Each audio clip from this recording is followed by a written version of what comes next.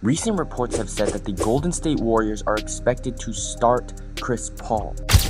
Now, if you saw my last video, you already know my thoughts on this trade, but the one thing I did say was that if Chris Paul came off the bench with a solid lob threat big, this Warriors team could potentially be one of the most dangerous teams in the league. But starting Chris Paul is an idea that simply makes no sense.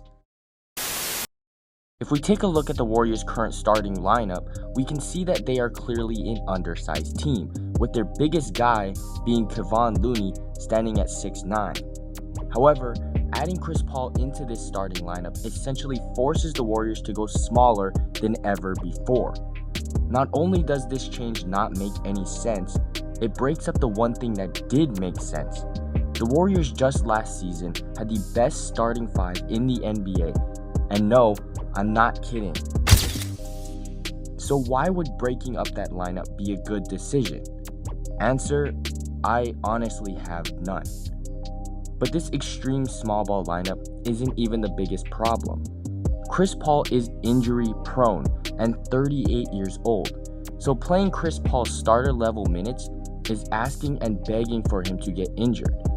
With Paul coming off the bench, it would have allowed him to play just the non-Steph minutes and compete against other teams' bench players, making it a lot easier for CP. But competing against opposing starters is a much different situation. A situation that the Warriors should avoid at the same level they avoid getting a solid big man. Which brings me to my next point, defense.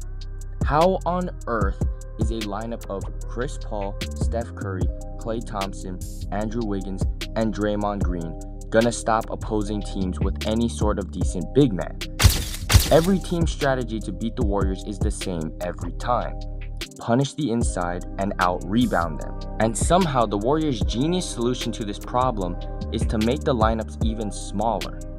I don't know what's crazier, the thought that that is an actual solution or how much Cat has changed the game. I feel like there's going to be people who are going to say, that I changed the game. Nah, but for real though, I really don't understand this idea.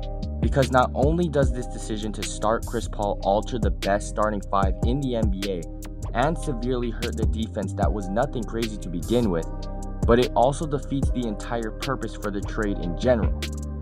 If you guys remember from last season, a major issue the Warriors faced was the Steph Curry on-court minutes versus off-court minutes.